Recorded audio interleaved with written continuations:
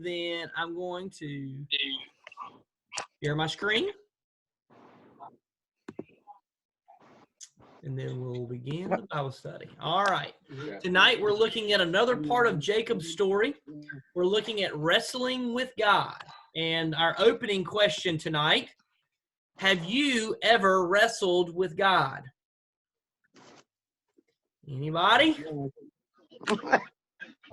As I typed the question, I kind of chuckled to myself and thought maybe I should ask, has anybody not wrestled with God? Any of us that have like just been able to like go through life and like, no, everything's been perfect and I've never had to wrestle with God. What led to your wrestling match? And we don't need we don't have time for the whole story, but maybe a couple of points of anything that kind of led to a wrestling match there. I won't participate. Doubt and fear. Doubt and fear. Absolutely. Thinking we know more than God does. Thinking we know more than God does. Now, not that I've done that. Yeah, I was going to say, not that I've ever done that. I'm just saying, there are people out there that think like that. Okay. Sharing for a friend, right? Sharing for a friend. Exactly. I got you. Exactly. Yeah. Yeah, there's so many points when I look back and I'm like, God, you can just take a back seat. I've got this. I've got it. Yeah, so our ability or our tricking ourselves into believing that we know more than God does. I think of circumstances, tragedies, things that are beyond our control. I think of hurricanes, things that put us in positions in life that we really didn't control and we don't understand. Things that are bigger than us can lead to our wrestling matches. And then the second part, how was it resolved? And I put that on there and I chuckled as I wrote that one too, because I'm like, sometimes we can still be in the middle of the wrestling match. Sometimes we don't even know how the wrestling match gets resolved. Can I give you an example? Yes, Wayne, please. Many years ago, I was called to a traditional downtown First Baptist church as pastor. Uh-huh. The church that everybody wants to be called to. And after I got there, I found myself being beat up on a regular basis. Mm-hmm. Anything I did was questioned, just really dysfunctional stuff going on. I had some guys that would follow me to see where I went, where I parked my car, how long I stayed, who was I talking to, just crazy stuff. And I think I had 48 widows in that church. And it was a city environment, house by house. So I was out visiting one spring. I'd been there like 3 years. And I was visiting and I could walk from one house to the other because they were all right in there together. And so I left one house and I'm walking up to the other. And while I'm doing that, I'm praying and fussing at God because, I thought I felt a call to that community, to that church, and I'd been beat up. My family had been attacked. The kids had been attacked. There was no good news in that relationship. And just as clear as day, I heard the Lord say to me, I didn't bring you here to make you happy. I brought you here because my people need somebody to love them. Amen. And it was just as clear a message. And the first thing I had to admit was they did not teach me in seminary how to deal with that level of dysfunction. Mm-hmm. And so I said, okay, I'm here and you got to teach me. And I started getting invitations for specialized training in behavioral tendencies and conflict resolution. And I went to all of that stuff, took it, and because of that, was able to stay 6 more years. Wow. I stayed until they did a Pastor Appreciation Day. And then the Lord opened a door for me to leave. And I thought, but actually, everything I experienced in the pain of that prepared me, and is the reason why the state convention ever looked at me twice and gave me an opportunity to work there. Amen. Well, It's just, I God, love you just the pain. absolutely, and I love what you said there. You know, God, what God told you. You know, I didn't bring you here to make you happy. You know, we do convince ourselves from time to time that God's main consideration is our happiness, and that's just not that's not biblical. You know, he is looking for fulfillment, but a lot of times, I mean, we can all look back and so much fulfillment comes from struggles and from hard work, and everything good in this life takes hard work. Yeah. So I think that's a wonderful, I appreciate you sharing that, Wayne. Can I offer something Yes, please. here? You know, I absolutely agree with you that everything good that comes to us in life, we have to work for. And yet, I think what so many people, and I have struggled with this myself before, but I know so many people who do struggle with it, that while they're wrestling with God in terms of what they're supposed to be doing, it seems like people that are around them who, what do I want to say? Perhaps use less than ethical and moral means to get ahead, continue to get ahead, and while we are not supposed to judge them, and we are not supposed to question that. You know, I think that's a struggle for a lot of people, and I think, you know, what Wayne was just talking about that he went through, you know, I think that's something that has, in different situations, has happened to many of us. And yet we see other people that it seems like they're not even doing God's work, perhaps, or what you believe God must be calling them to do, based on what he's called you to do. And, you know, they're just happy-go-lucky going along, and everything good is happening to him. You know, do you know what I'm saying? I do. I think you're exactly right. When other people are struggling, we see other people that are getting ahead, that are taking shortcuts, and that is incredibly frustrating. And we can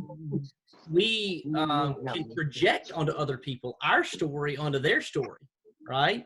And if you just did everything like me, then you wouldn't be struggling like this. And I think it's very important that when we see other people struggling, a lot of times we come up to them and we think, hey, you know what? I'm going to, in one conversation, I'm going to fix your problems. And I'm going to give you 3 steps, you know, and preachers are bad about it. And I try not to do this. I never want to give you all a sermon on Sunday mornings that says, if you do these 3 points, then your life is going to turn around. My prayer is that the points in the sermon can help, but it's not going to, no sermon is going to fix it. You know, God can fix it, but there's no magic wand. And if we approach the people in our lives, like you're talking about, KP, that are struggling, we need to approach them with the grace that we want other people to offer to us when we're struggling. And I put a post on Facebook last week, kept hitting me. We all want the grace, but we need to want to give that grace. Yes, absolutely. And I think that has been, I think that is something that I have struggled with intellectually. I know what I need to do. And then, but sometimes when I'm trying to put all of that into practice, I fall short. And anyway, I'm not making this about me, but it's just something that I see, and that the people so often the people you might go to for advice on how to handle what you're struggling with may not have the same ethical and moral values that you have based on your faith. And so I think they don't have faith-based values. And so what the message they give you is, well, you need to do more of what they're doing. And you just have to turn and walk away from that. And you actually lose people that you think are dear friends in the process. I did anyway. I understand. I want to park here for just another second too, because there's something else as you were talking there that kind of bubbled to the surface. If we're looking to get out of the wrestling match, we may not be looking for the right thing. We want the storm to stop. We may not be praying to learn what God wants us to learn through it. And if I'm just trying to get out of something, I can go and ask a lot of people for advice, and I can quote unquote escape. Just because you escape doesn't mean you won. And sometimes winning, whatever winning means, going through the struggle the right way and who you become through the struggle is as important as getting out of the just getting out of the problem. I think that's just so important there. So other thoughts there, y'all. That's deep stuff, y'all. We're going.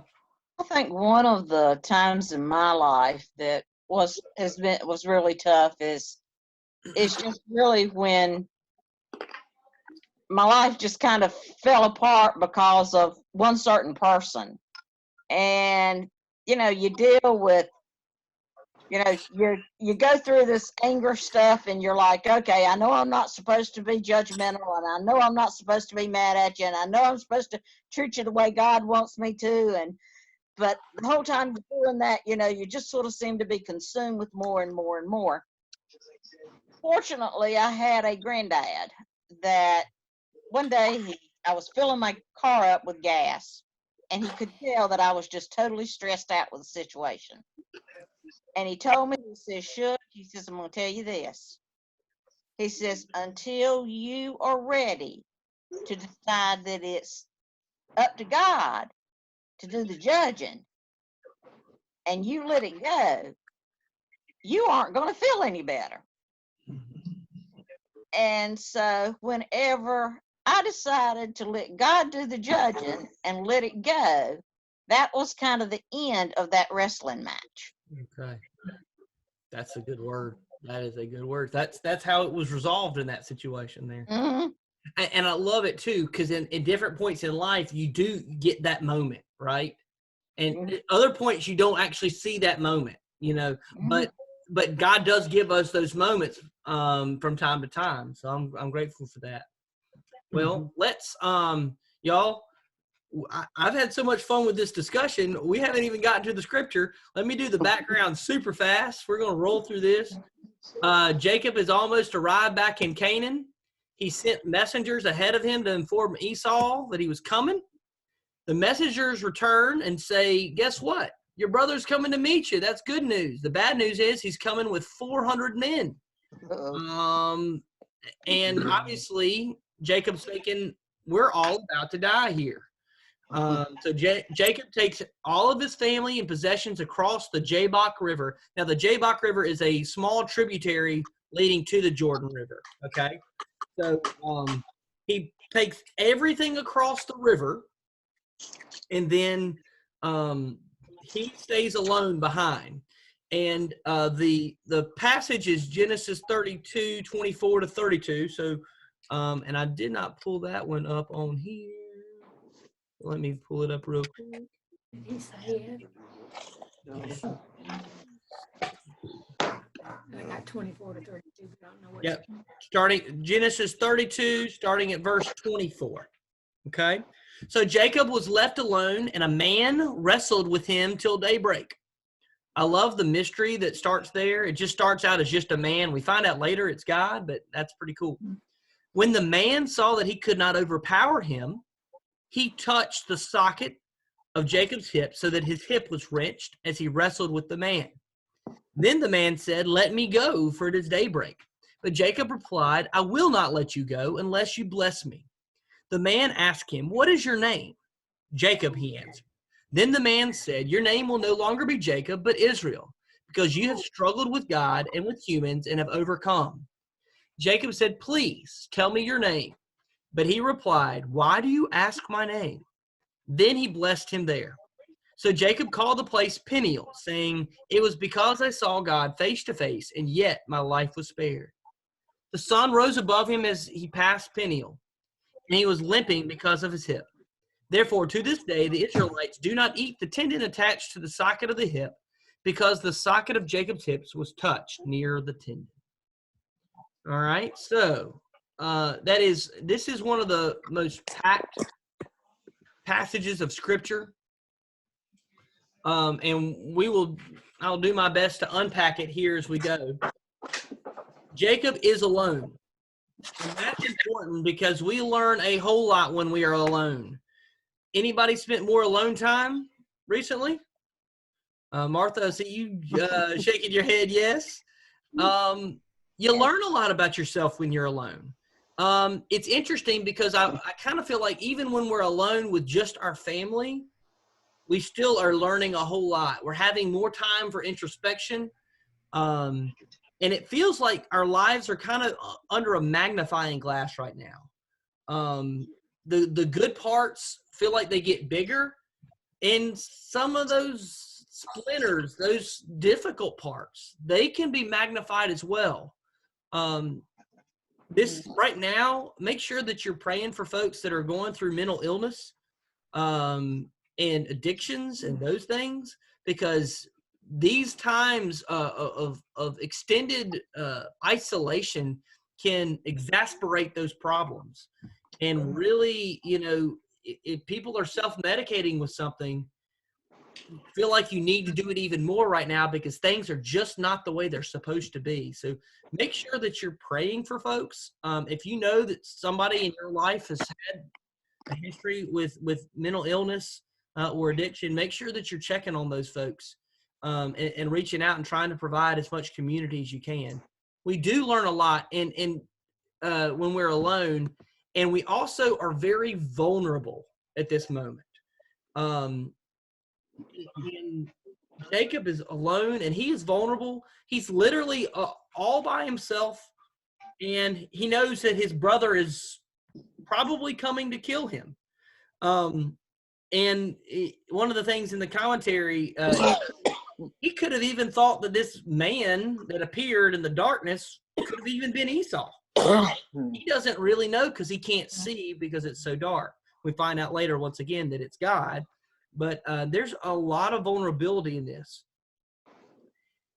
But here's another very important point for us, I think, right now. God appears in this alone time. We talked about this last week and the week before, that God is showing up in our lives right now. The question is, are we going to look for him? Are we looking for what God is doing? Or are we just going to focus on the fact that we don't like what's going on? To kind of go back to your story there, Wayne, I think that's all of us. We get in those points where we're like, God, why are you not doing what I want you to do? And then God appears to say, wait a minute, this is not all about you. So I think that's a very important point for us right now. And it's also interesting that God wrestles with Jacob in this alone time. And Jacob refuses to let go. Jacob will not let go. And it's so interesting because if you look back there at verse 25, when the man saw that he could not overpower him, like Jacob is locked into this battle and he will not let go. He's not going to let go here. So the question, that raises a different question. Who wins the match? Okay. The man saw that he could not overpower him. Now, is Jacob stronger than God? Well, no. Obviously, God is stronger than Jacob. Jacob is not stronger than God. And yet, God has limited himself to this form of a man, And he allows this match to play out to where he gives Jacob the out. Jacob can let go, but he refuses to let go. And the other part of this is later on, he says, you have struggled with God and with man and have overcome. The commentators really point to this and point out the fact that, well, Jacob wins this wrestling match. In some way, Jacob comes out on the other side of this victorious. And I think it's interesting. I think we have to redefine what it means by what we really mean by victory. Once again, like I talked about earlier, we can win the match and lose our soul, right? Like we were talking about earlier, KP. You can find a way out. You can find a shortcut. You can watch your bank account go sky high and lose all of who you are in the process. But in this, Jacob has struggled with God and with man, and he's overcome in the middle of this. So I think that's an important word there. Anybody have any thing they want to add there? All right, let's keep on moving. Jacob, hold on. I do have a question. Yes, I'm Katie. sorry. No, I'm sorry. you're good. You're good. I'm dense. So, is the whole point of this that, I mean, I don't know. Maybe I didn't understand what you just said. So God basically, it's like God gives in to Jacob and lets Jacob have his way, right? That I mean, Jacob, instead of going across, Jacob is fearful, right? Because in the previous passage, like in 32 verse 9, he prays, "O God of my father Abraham, God of my father Isaac, you who said to me, go back to your country, blah, blah, blah." And he goes on and he says, "Save me, I pray, from the hand of my brother Esau, for I am afraid he will come and attack me, and also the mothers with their children." And he says, "But you have told me, sure, I will surely make you prosper and will make your descendants like the sand." So I guess I don't really even understand why he had to fight with him, because he already knew what God was going to do with him. Okay. One of the things in the commentary that it pointed out was some scholars question the sincerity of Jacob's prayer there. It's kind of one of those prayers that's like, God, help me, help me, help me, God, help me. And I promise, God, if you help me, I promise I'll never do fill in the blank again. Oh my and now they're divided on that. That is one interpretation of that. Okay. And yet he still comes to this moment where he has to prove, I don't know if he has to prove it to God as much as he has to prove it to himself that he is willing to hold on to God even when things don't turn out like he wants. And it's interesting because he's already hurt at this point. By the time, he gets hurt, he wrenches his hip out of socket in verse 25, and then he still holds on. Yes. You see that? Yeah. Verse 26, then the man said, "Let me go." God has given him every reason to let go of him. Or every reason has been thrown his way to let go of God. That's a better way of saying that. And yet he has struggled with God and has overcome all these things and has not let go. And let me take that on to why Jacob holds on, because that's kind of where in the middle of this. Jacob, what does he really hold on to here? And the part that you just read there, KP, is perfect there, because he's holding on to those promises that we talked about a couple weeks ago with Jacob's ladder. Okay, you remember the 8 promises that God gave to him to give him the land and to spread out and the children and all of those things, and then his protection on the journey. Jacob at this point is having to struggle through holding on to those promises. He recounted those promises earlier on in his prayer, but now he's having to prove his faith in the middle of it. And once again, I think he's proving his faith as much to himself as he is to God. There. Let me go a couple more points. And I forgot about this one. God won't leave Jacob. He's promised he won't. But the question is, will Jacob give up? Okay. Yeah. Like this whole thing of like, God has promised to be faithful, and he says, I won't let go unless you bless me, unless I truly see the fruition of the blessing that you've given to me, God. And I think that's an important thing for us to remember and to hold on to now. When we can't see God, when we can't see the blessing and the promise and the fulfillment of that promise, will we let go? I think that's a big question for all of us, and we don't know until you're there. We read stories about history, and we can look at people and we can say, well, you know what? If I'd been there, I would have done it different. Well, would I? I mean, it's really easy for me to say that with 20/20 vision, and looking back on it, but I can't. I mean, I hope I would have done it differently, maybe. But this is Jacob's moment where he's really, God has talked to him at Bethel. God has provided children for him. But this is the moment where he gets to wrestle with God to see if he's going to let go or not. And Jacob holds on even after he's injured.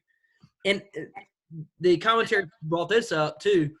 We can look at the injury and say, well, the injury proves God won the match. But it's funny because the injury is actually a sign of his victory. It's so that he can remember that he struggled with God and was victorious here. So I think that was an important realization for me.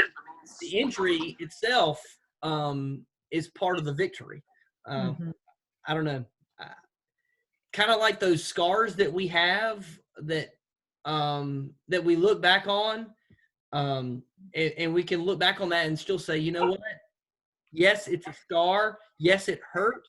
And I would go back, and if I could change it, I might. But at the same time, that scar helps shape me into the person that I am. So I think there's an important part of that piece there. And I wanted to point this out too. Let me go, for it is daybreak. Is God threatened by daybreak? God isn't the one threatened here, right? He says, if you don't let me go, you're going to die. Because no one can see God and live, right? God is concerned not about self-preservation here, but of Jacob preservation here.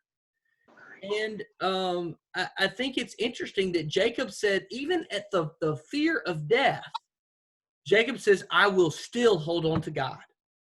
I will still hold on to your promises. I'm not letting you go until I know that the blessing is secure and that I'm living in your promise, God. I don't know. I think that's an important realization for us in the middle of this there. Other thoughts there?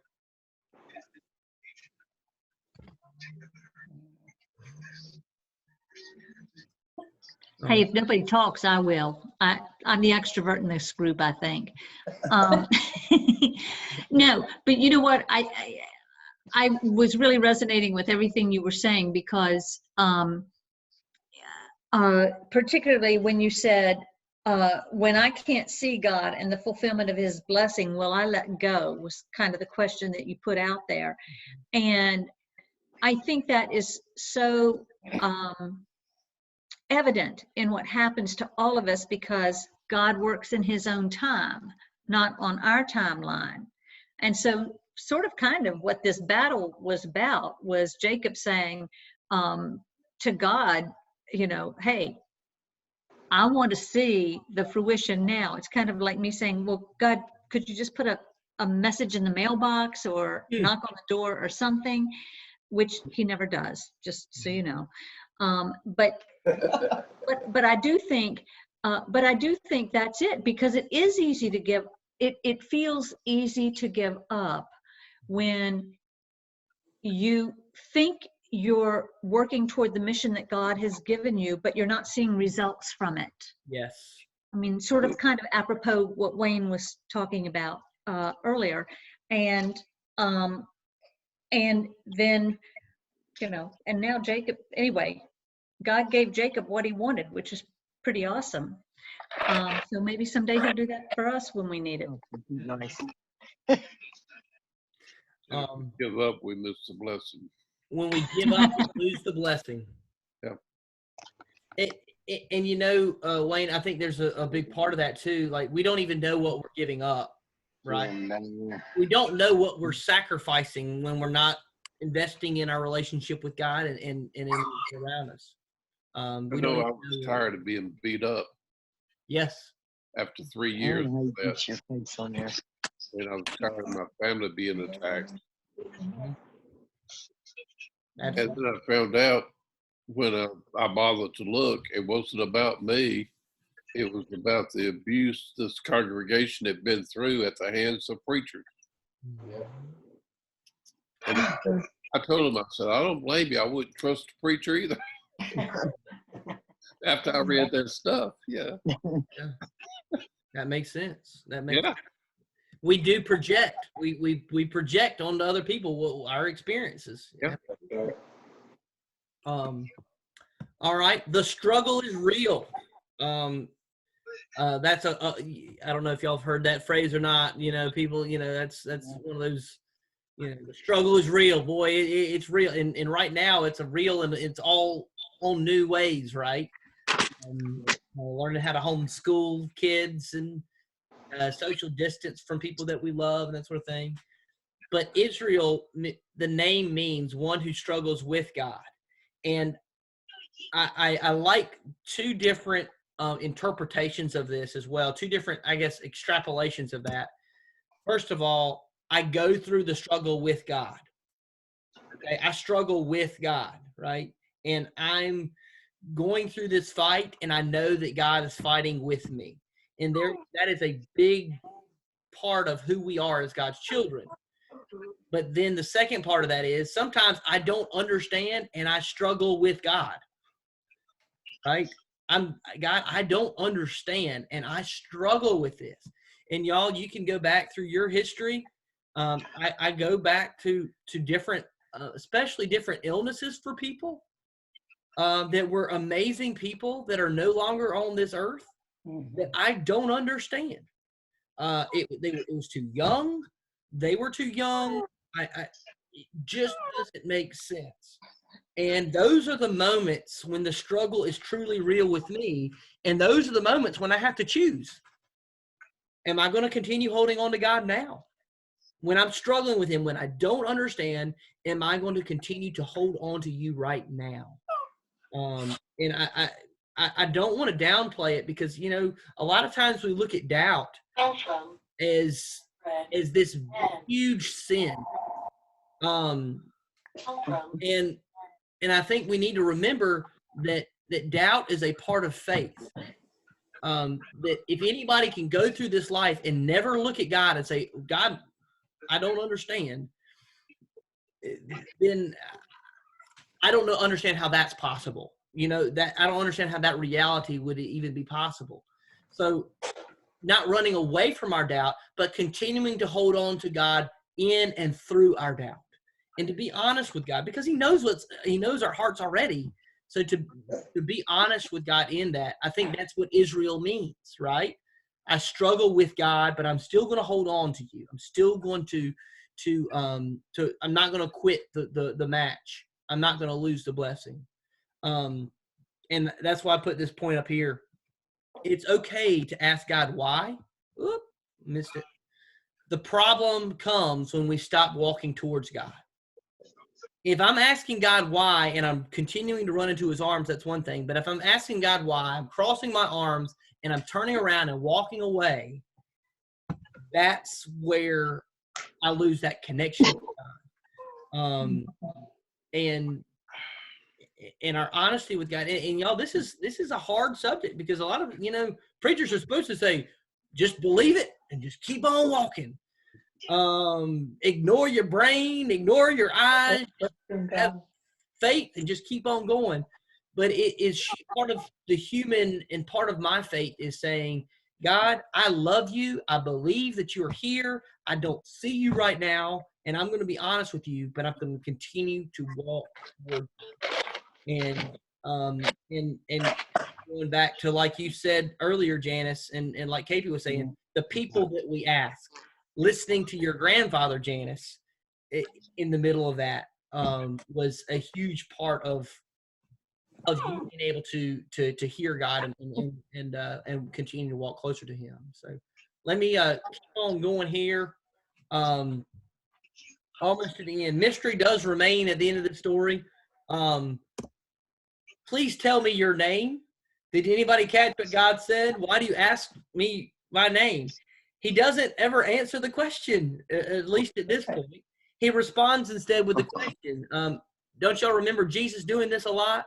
People would ask him a question, he would answer with a question, and then you're like, Jesus, why? Just give us the answer. Why do you have another question?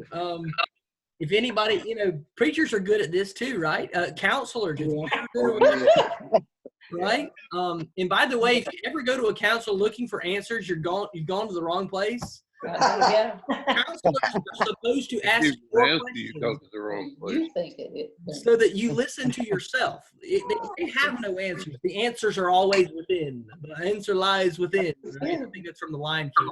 I've been watching a lot of movies, I guess. So, but yes, God responds here. He doesn't reject him. He gives him another question. Why do you ask my name? And then he continues on.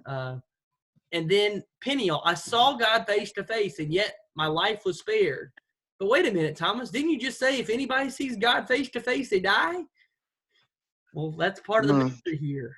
And part of the mystery with Moses, because God told Moses, you can't see my face. And yet multiple times he goes into the tent, and then he comes out and his face is glowing because he's had communion with God there. That's So there's mystery in the middle of this. And I think there's one other part there. The part where it says the Israelites, that's why to this day the Israelites do not eat that part. There's no other mention of that in the Old Testament. Shouldn't that be mentioned, right? Shouldn't that be somewhere else? But there's no other mention of that in the Old Testament. But that's okay because they're not missing anything. The tendon's horrible. Oh, well, see, there you go. There you go. But I love the fact that we get to the end of this monumental story, and there's still mystery. There's always going to be something else in this story that you can glean, and I think that's important for us as we're walking through this time of quarantine. There's always something more for you to learn. And as we go through, especially through this sermon series, I'm going to encourage you all to dig deep, to listen to yourself as you go through this time of quarantine, because God has something for you in this. He's trying to teach you something in this. And there's a lot of mystery. And if we try to assign meaning to every little piece, I think we're going to miss the story as well. But just listening as much as you can to what God is trying to teach you that day. And some days it might be that the mystery is just bigger than you. And it's not all about who you are. So a lot there. I have takeaways. I didn't list any of my takeaways there. So anybody have any last thoughts or takeaways from the lesson tonight? Well, I will say a big takeaway for me is has to do with sometimes when we don't understand and we still struggle with God, and you said it's okay to ask God why. I was kind of raised to believe that if you have to ask God why, then your faith isn't very strong. And I can't say I was raised to believe that, but that I came to that conclusion somewhere along the way in my life. And that's something that I struggled with for a really long time. And it's been in the last 20 years that I've been able to really come to grips with it's okay to ask God why, and it's not a reflection on my lack of faith. Mm-hmm. And Have it on.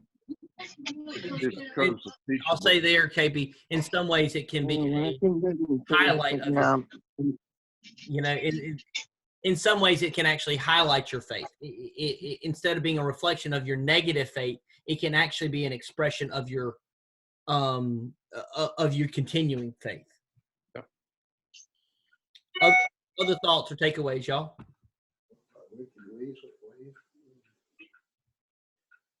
Just a struggle is normal, and we should be not necessarily accept it, but know that it's coming. It's normal, and like you were saying, keep running towards Him instead of pouting, which is what I like to do. And I still really like what Wayne said about how it's not always for us to like what's going on, but nonetheless we're supposed to stand in His love and wait on His timing. Absolutely. And that may be something God's trying to teach us. That's right.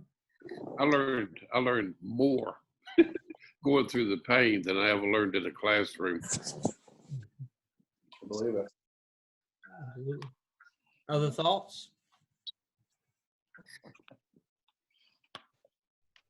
I think God teaches us more by circumstances that we really don't understand, and circumstances that we really have to reach out to Him and say why, than He does those that we think we have the answers to, or we don't really need to feel like we don't really need to teach to, to turn to Him to find out. I think it's those times that we're really asking that we find out the most. And I think those times maybe that we are fearful, or that we are wrestling with God as to what your answer is, or why is this going on? Why are you putting me through this? Mm-hmm. What's happening with this? I mean, there's so many things in all of us' lives that happen every day that it's like, okay, I didn't ask for this. I didn't sign up for this. Mm-hmm. But what am I supposed to get out of it? Yeah, and Janice, I think there's something that came up as you were talking about that, because it's not until I ask the question that I'm really ready to listen. Yeah. And sometimes the circumstance brings me to that point to ask the question. And that softens my heart enough to where I'm ready to listen. I've got my fingers in my ears until that point. I'm just going along my, my merry way. But I think you're exactly right. The circumstances can lead us down this time of questioning or searching or trying to figure something out, and that wrestling. And I think that's the biggest thing too. Maybe that's my big takeaway from tonight. Don't try to do whatever you can to get out of the wrestling match. Try to learn everything you can from the wrestling match. Yep. Don't try to escape and get away. Try to be fully engaged and listen where you are. It's hard. We don't pray for patience, right? Because then you get an opportunity to practice that, Don't pray for humility, because boy, I tell you, that's gonna hurt, Amen. But when you find yourself there, make sure that you're don't waste. I guess my other part of that is don't waste it. Don't waste the pain. Well, y'all, I appreciate y'all so much. This has been really fun. Yeah.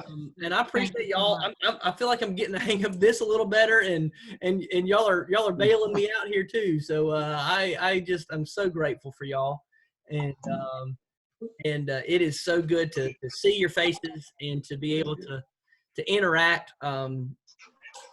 I admire those preachers that can just sit there and talk just to their screen and it come out and just be this amazing Bible study.